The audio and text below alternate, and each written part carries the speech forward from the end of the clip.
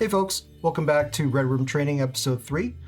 Today's topics are going to cover a few things. The first thing we want to talk about today, more subjectively, is going to be score pacing and what that means as far as like dictating some decisions of your game and how fast you want the game to be played.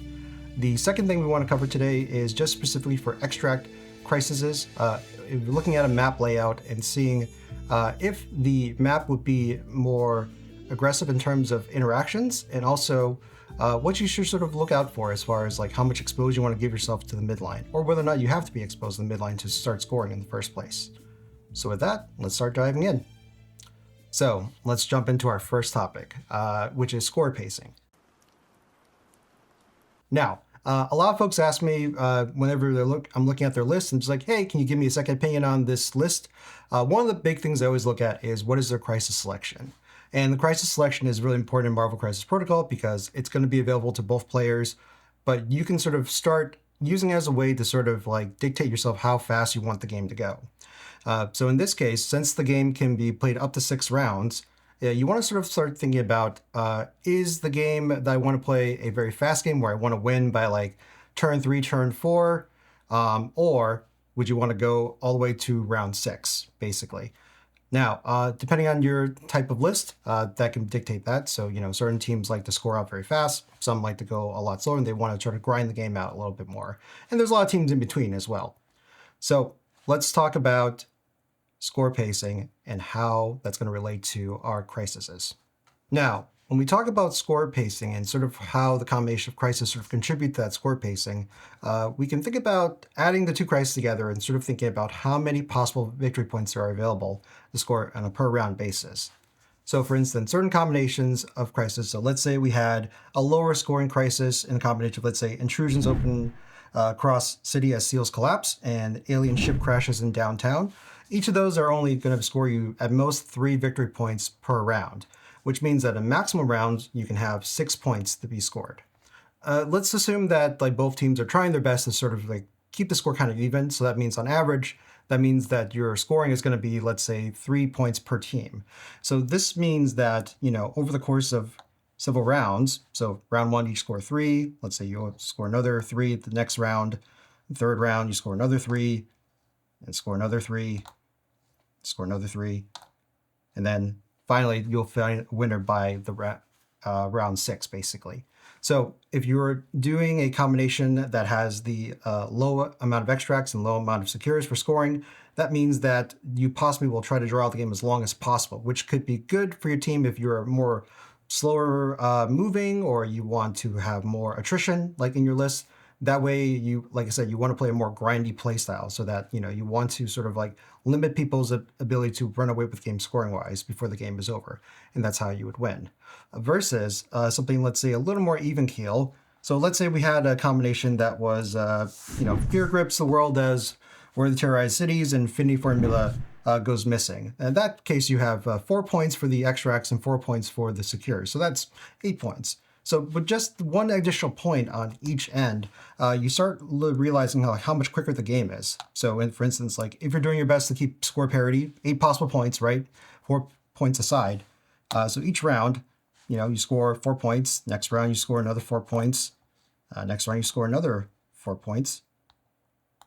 And then turn 4, you're already at 16. So if someone were to slow down 8 points, so, if Black Order was able to slow down Avengers by 1 point, like round 4, that could be a win there, for instance, or you just have to keep parity and then you'll go into the next round and then whoever scores just a tad more than the other person is going to win after seeing a tie at 16 in that case.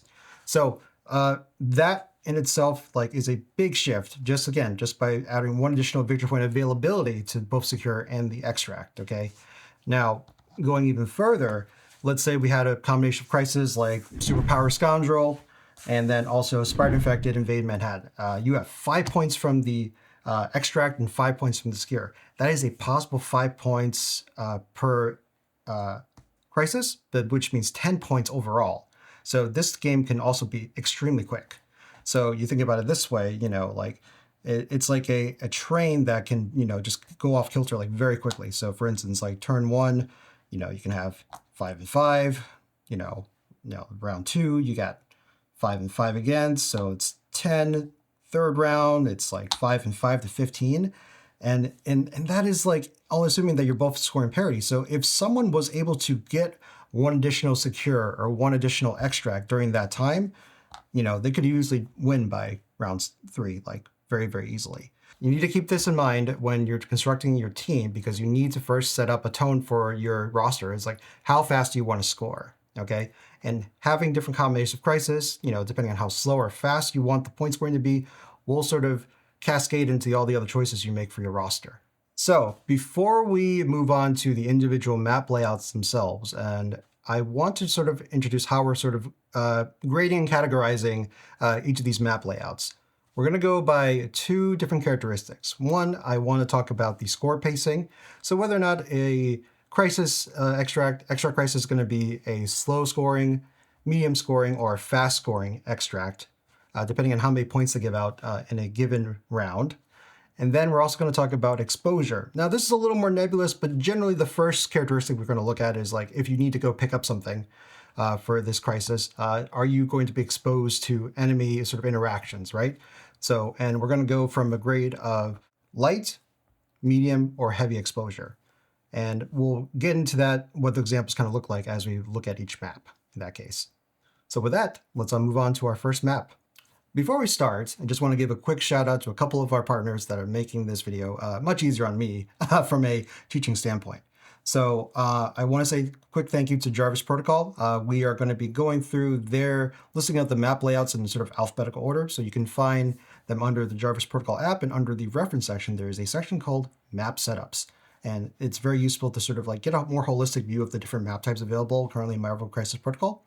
Not all the maps are in use for every extract and every secure, but it's just good to sort of have them in your back pocket and sort of think about, what kind of shapes seem to be sort of, assisting with your team composition and whatnot. Additionally, you want to also thank Iwargame.net for their great maps. We're going to use the desert map today, very apocalypse themed, to sort of help illustrate our different extract conditions and exposures and pacing for today. So just want to say thank you to both Jarvis and also the Iwargame.net. So let's begin. So we got our first map shape, and we like to go over map B, which is going to see 4 extracts available on the ground, and there's going to be sort of 2 located near one player's deployment zone, and then 2 additional ones near the other player's deployment zone, which makes a large square of sorts. Now, this one I would say is going to be a very medium-sized scoring because of the fact that both players are able to get 2 points pretty safely. And as a result, you're probably going to be able to farm 2 points around until someone is able to peel off an extract from somebody. Now for exposure, there's also going to be very light exposure as well, because not a lot of people need to go to a midline or some sort of section where you would be open to enemy fire, basically. So for instance, like if we were to go through like a turn with no tricks, basically, you have one player sort of go pick up an extract. You'll have another player go here, pick up an extract, and then you'll have another player go back and forth, pick up an extract, and then we'll have another one go pick up an extract. So within 4 activations, 2 per side, you'll see that all of the crisis extracts have been sort of accounted for and picked up, and so it's up to the individual players now to see how they want to approach the other player's team to sort of like try to like get break that extract parity, that is. So, when you're both 2 and 2, if someone is able to eventually get 1 off the other person and still hold on to both of them, then that's going to be very good for you as far as like dictating the pacing of the scoring in Marvel Crisis Protocol. I would like to also mention that the only one that's actually using this at the moment is the Unexpected Wedding Guest. So that will be a crisis where you might also still have a moderate amount of exposure because the extract, while holding on to it, if you're not on a secure, you'll also get pushed potentially to a place of the opponent's choosing. So just bear that in mind, that although, the initial exposure for your characters will be very small, over the course of the game, if you try to run away too far, you could potentially put them in a position that might be compromising in that case. But that's that, and let's move on to our next shape. Okay, folks, before we move on to the next map, actually, I'd like to just go on a slight side tangent. So I'd be remiss not to highlight characters like Black Cat, Amazing Spider-Man, and Beast here, because they're traditionally a category of models that are able to do a concept known as extract diving. So the idea is basically, although we can safely, as in the example, like sort of go back and forth and pull off these very safely to our side, since no one really has to go like to the enemy zone. There are characters with the ability to just have the speed, but also the durability to potentially take an extract from the opponent's side and sort of like try to survive a round of fire and then eventually like head back in that case. So for instance, like, we could go back and forth and just get two per side, but you could have a situation where, let's say, a Web Warriors player would be very aggressive and he would move Amazing Spider-Man twice, because he's a long mover on a medium base, which is really fast, and able to sort of go into the enemy's deployment zone and still be able to pick up this extract.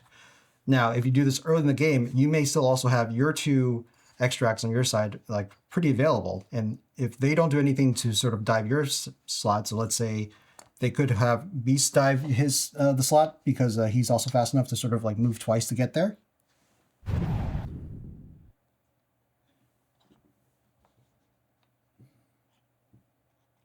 As you can see. So if the player doesn't do that, they may lose out on extra priority, and therefore the Web Warriors team would potentially here get 3 extracts beginning of round 1, whereas the round 1 for the X-Men player may only have 1 extract on their side.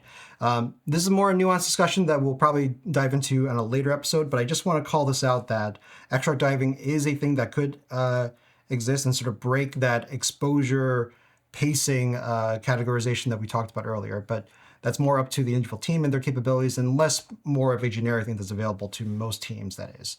But just be on the lookout for that, and this will come with more experience, okay?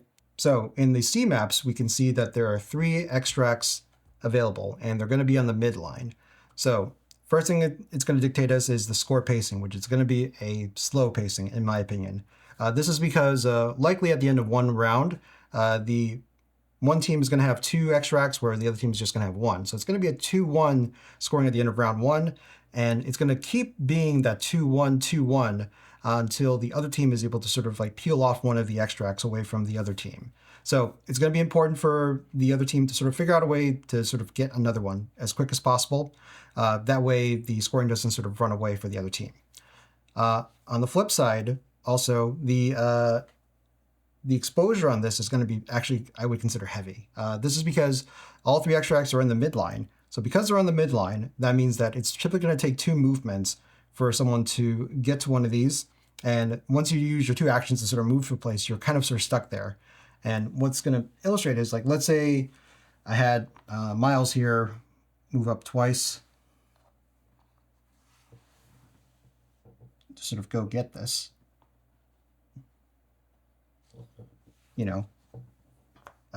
And then let's say the other team has somebody to go get this other one. So we'll have Beast walk up and grab this additional one. And finally, well, let's say Namor is a special case. He's able to walk once and grab it. Okay. But what this still does, even if you have a traditional safe grabber for the long move medium base, you'll still have probably 2 models, one per team that's going to be exposed on the midline. So that's going to open themselves up to potential interactions from the other characters. So for instance, like Shang-Chi here can walk once if deployed correctly, and he can walk once and do a range 3 attack into Beast, like immediately. Similar thing with Domino. She's close enough on this side that she could probably walk once to Miles. And then because she has a range 3 attack, she's able to target Miles, even from that range.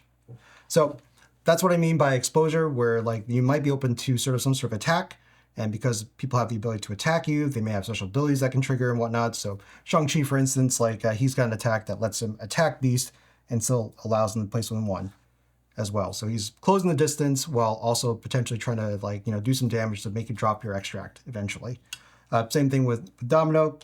she has a very strong attack from range 3, so Miles might be in trouble, like if he leaves himself too exposed from that. So that's something you want to consider as far as like, the exposure element of this map. Now, which means that it's probably good for fighting teams, right? For this particular map layout, because it forces high interaction starting from the beginning of the game, and it's low scoring enough so that the game isn't going to be over by round 3 or 4. It might take longer, 5 or 6, for instance, depending on the other crisis combination that you might have. So I do also want to give a slight asterisk for Deadly Legacy Virus, because it's a very unique scenario. Okay, so I just want to give a brief shout out to Legacy Virus, because it's got a lot of interesting little characteristics that make it different from what I initially would have thought it would be as far as scoring pacing wise. So yes, it's true, while it's a slow scoring extract crisis, this particular scenario has it so that the extracts are stackable, so that if you are able to pick up multiple of these extras with the same character and have all 3, at the end of the cleanup phase, the person will KO and give you 6 victory points. So there could be an explosive amount of victory points that you achieve from this crisis, but that typically will happen much later in the game, but it potentially can close out the game with that 6 victory point spread. I also want to call out specifically Namer with a time gem is able to pick up multiple extracts on the first round, assuming he has priority. So typically the way they balance the Legacy Virus is the fact that they have a tax that is paid for every Legacy Virus you have already. So for instance, like you pick up the first one, it's going to cost 1 power. You pick up the second one, it's going to in total cost you 2 power to pick up. So there's not a lot of characters that have 3 power that can pick up 2 and have the speed to sort of like also do that at the same time, but this character can. Because he's a medium base long move, you can sort of like move him to sort of one side of the middle one, grab it, and then he can move again, because he only spent 1 power and he's got 2 left. And you can still move again, be within range 1 to pick up that one. So then you have a guy with 2 viruses at the end of round 1, which is a pretty huge thing to have. So if Namor is able to peel off another virus later on in the game, he potentially can assemble the virus and give you a large burst of victory points. So just want to call that out as a specific thing, so I don't want to have it be a gotcha. So I would say that Deadly Legacy Virus is slow, asterisk specifically, but generally a C shape for Alien Ship any other future crisis is generally going to be a slow scoring and high exposure crisis layout. Let's talk about map D. So the D map is probably the widest space between each of the extracts. It's in a large diamond shape. You're going to have 2 extracts in the center, and then there's going to be 1 extract on each side, pretty close to the each player's deployment zone. So what that's going to mean is that typically you're going to be able to grab your home point pretty safely, and also there's going to be sort of a dash to sort of get one of the midline ones as well. So when setting up for this crisis, I would say that since the home extract is so close to your deployment zone, this is relatively safe and you kind of hold off on getting it. You should try to have a plan to sort of grab one of the middles. So normally you would want like either a durable model or a safe grab model to grab one. So for instance, like, we can have Shang-Chi go over here and pick up one, and then, we can have Domino. As for durability purposes, just walk up twice and grab one. Okay? And then it's going to be up to you when you want to pick up like your home extract, because you have a little more time, since like most teams would not try to send them out directly into your deployment zone, because then they would be exposed to a lot of interaction from your team. There are some characters that can do it, but those are more corner cases, what we can cover in a later video. So what is our rating here? So I would say that given the fact that there's going to be 4 extracts on the table, this is going to be what we call a medium scoring, since you're going to be a 2-2 parity for the most part until someone's able to break that parity. And then for exposure, as we just illustrated here, we have 2 characters that were on the midline to sort of grab these objectives. All right, so assuming no safe grab tricks like an Amazing Spider-Man or whatnot, you're going to have at least 1 character like exposed on the midline. In which case, I would say this is a medium exposure, since you just have to concentrate on trying to keep this character on your team like alive in some way, either through sort of like bodyguards, their own defense tech and whatnot. So more to come on that in a later video. So currently there are 2 crises that use the D map, and that's Fear Grips the World, and then also Scientific Samples. Scientific Samples is a newer crisis in the new War of Kings pack, and that gives us a slight asterisk on the scoring component because you potentially can get an additional victory point to fulfill the conditions on the crisis card.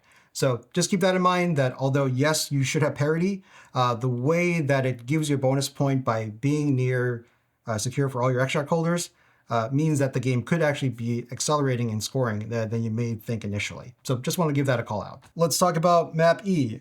Now, we can see from the layout, there's going to be 3 crises available on Map E. So typically there's going to be one in the middle, and then there's going to be one closer to your deployment zone. Now, if you have priority, typically this means you're going to probably go pick up the middle one first by some way. So in this case, like we'll have X23, just, assuming X-Men go first with priority, she's just going to go up, walk twice, grab this. Other team will just go ahead and grab this point.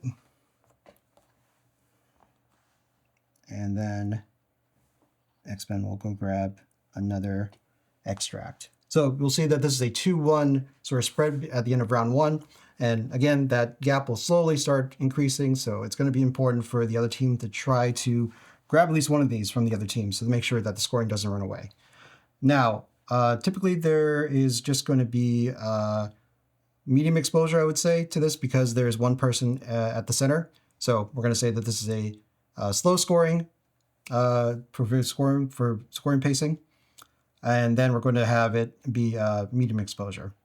Now, the one thing I should note is that if you do have a safe grabber, like obviously, the exposure is going to be very, very limited in that case. So assuming, let's say, we go on the other side and you had a safe grabber, in the case of like Amazing Spider-Man here,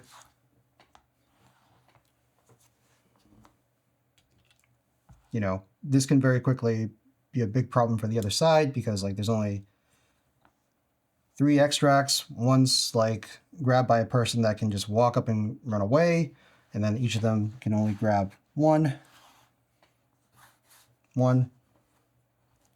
So, and then you're left with a situation where like, okay, this side has 2, this side has 1, but there is nobody that's on the center line. So there's like little to no exposure. So I would say that this is mostly a medium exposure, but asterisks that if you do have a safe grabber, like it becomes infinitely safer for you as the person with the safe grabber. So for now, the only crisis that actually uses the E-shape for extracts is going to be the Montesi formula. There's no real changes to the exposure or notes to the scoring pacing from that. So just be careful that it does give the each player that's holding one a beam that they can use for mystic attacks. So just be aware of that in case you have a character with low mystic defense. Let's talk about F extracts, a shape that is near and dear to my heart as a Web Warriors player. Now, the characteristics of an F extract layout is going to be 1 crisis in the center, and then there's going to be 2 close to your deployment zone. So it's kind of like a map B, but just you sort of add 1 to the center. It's a little bit closer, but it's the same sort of deepness for the map B. Now, because there's 5 extracts that are available to pick up, I would say that this is considered a fast scoring crisis. So because likely one team is going to have 3 extracts and the other one's 2 in the beginning of the game, it'll be a 3-2, 3-2, which is going to move along the game pretty quickly. So you want to try to make sure as the other team that's down on the points to try to get 1 extract off of the other team at least, just to stop that sort of like gap that's widening from round to round. Additionally, because there is 1 extract that's in the middle, I would say this is a sort of a medium exposure because there's chances are that if you don't have a safe extract like an Amazing Spider-Man that can just walk up and grab it and go away, you'll have more normal characters like X23, where she'll have to move up, her both movement actions, so she'll take 2 moves to get here within 1 and pick it up. That'll mean that there'll be 1 character sort of like exposed on the midline. Now, obviously, again, as we talked about, your defensive abilities for your character may make that, not such a bad deal if you have damage reduction, rerolls. Additionally, if you have other characters that can probably pull them out of the situation, so like, Cyclops can go up and do a field leader or whatnot, but, everyone's specific. But just keep in mind that you should try to have a plan for the middle if that comes up. So, something with either high evasion, high durability, and things of that nature, or the ability just to walk away with the extract pretty easily.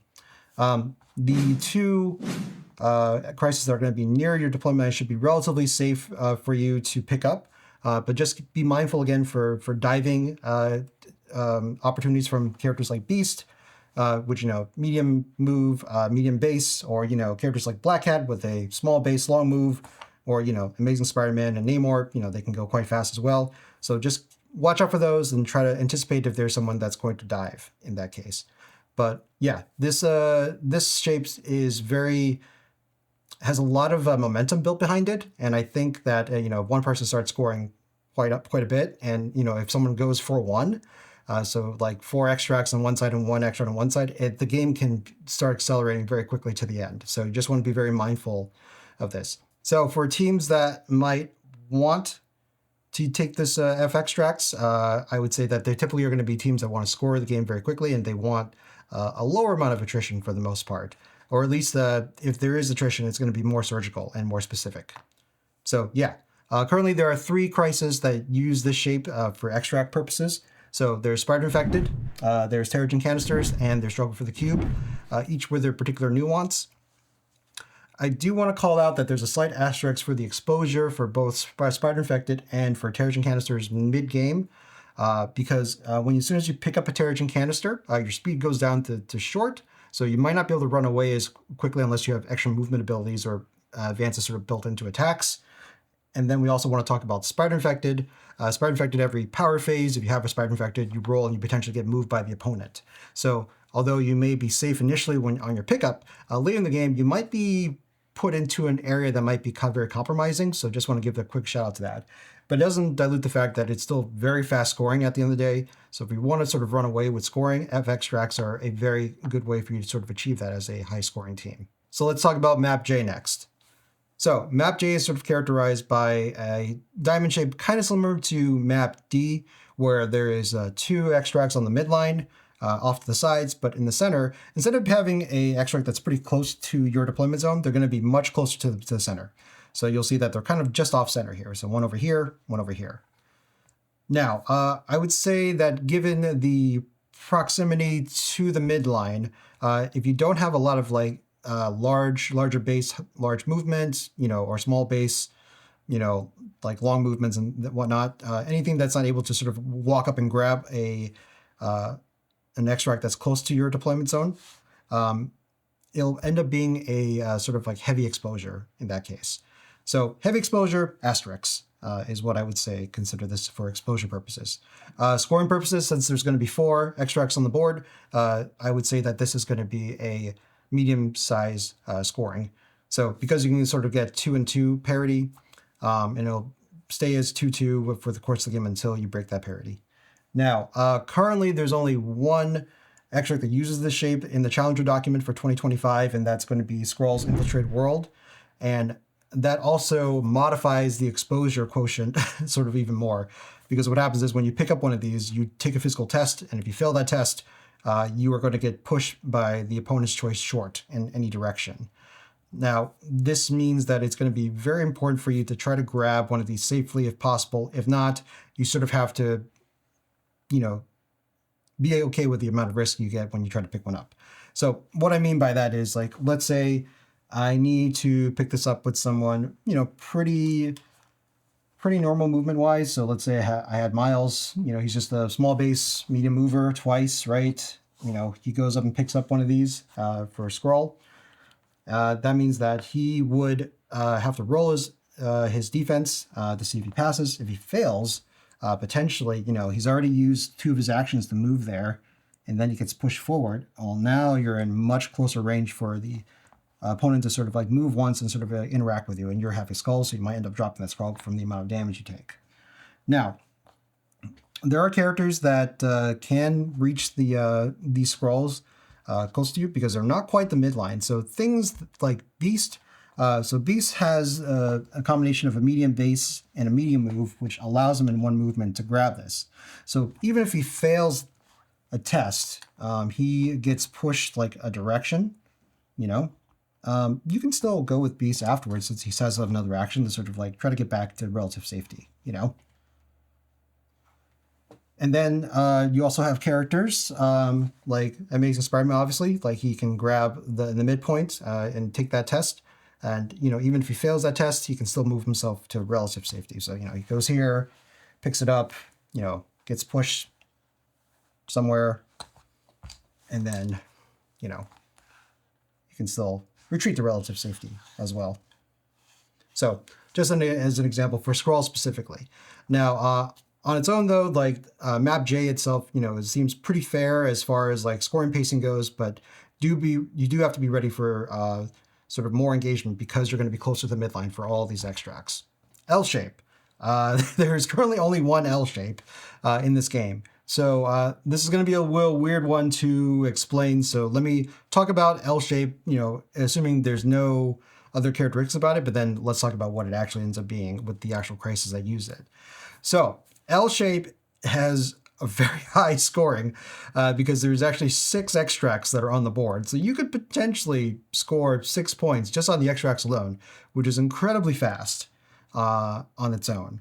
And then because of the shape of where the extracts are placed, I would say the exposure is going to be medium to heavy, depending if you have the ability for people to sort of grab something and walk away with.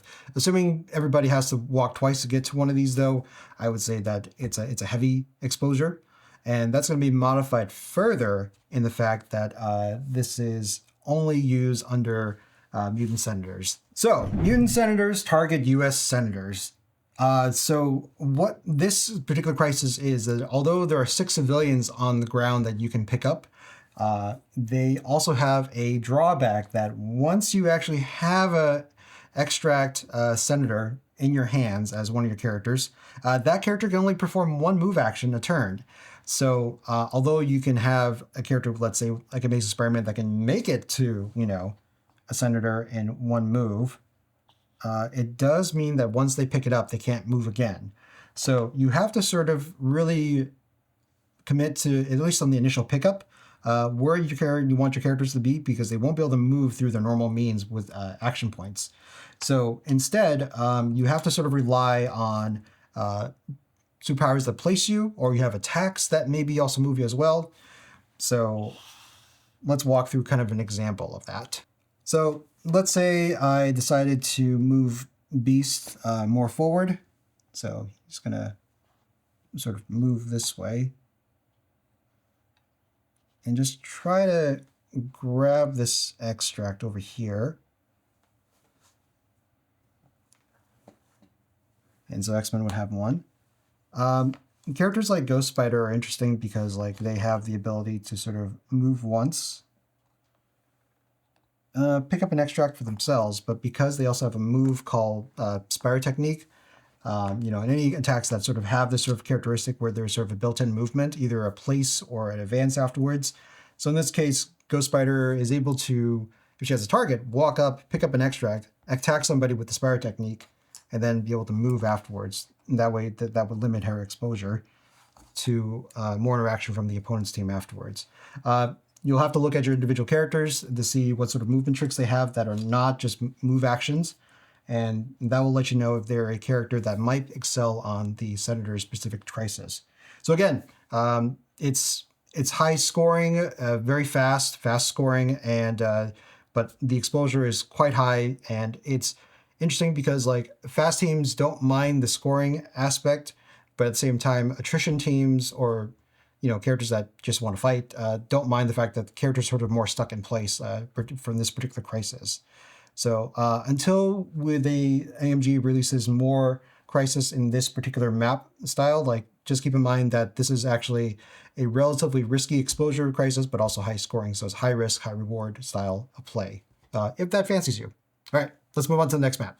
All right, let's move on to our final map as far as the 2025 Challenger document goes. So this is colloquially known as Map O, according to Jarvis, and we'll characterize this as 4 extracts that are on the midline and it's going to be kind of a doozy here. So there's only one extract currently that's printed that uses this, and that's the Human Employees Advanced Weaponry.